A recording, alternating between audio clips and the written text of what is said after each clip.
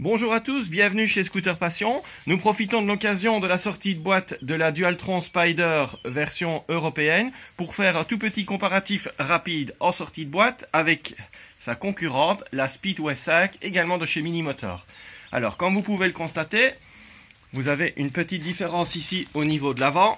Vous voyez que le débattement des suspensions notamment, le freinage est un petit peu supérieur sur la Spider.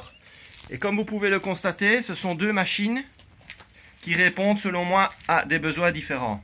Si la Speedway 5 peut être considérée comme un modèle GT Grand Tourisme avec une puissance importante, avec un équipement très complet, notamment avec le feu avant, avec un système de clignotant, etc. Sa grande sœur ou sa cousine, la Dualtron Spider, est quant à elle destinée à des prestations sportives. On le voit, une garde au sol nettement supérieure. On voit également que tout a été pensé pour gagner au niveau du poids. On a un guidon en carbone. On voit également que les éléments tels que le garbout sont des éléments minimalistes. C'est vraiment une ultra sportive, hyper légère.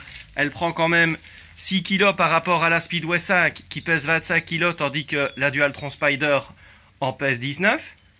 Et donc comme vous le voyez, ce sont deux véhicules de chez Minimotor avec une qualité de finition toujours de chez Minimotor, avec une puissance et en tout cas des prestations sur papier ou sur comparatif au niveau des tests routiers qu'on voit sur internet, des prestations qui sont très proches.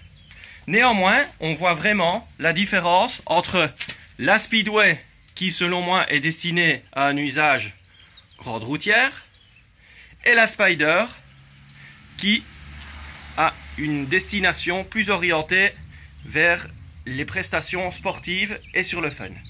Nous vous donnons rendez-vous sur scooterpassion.be, donc www.scooterpassion.be. Vous pourrez consulter les caractéristiques des deux modèles et éventuellement passer commande. À bientôt!